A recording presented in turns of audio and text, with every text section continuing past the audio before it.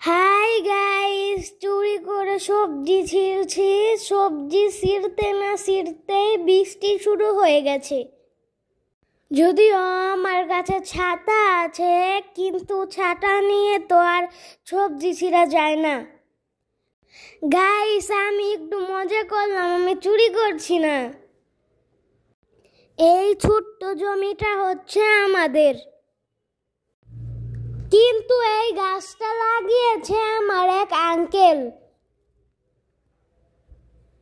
আমার বাসা যেহেতু দূরে, তাই আমি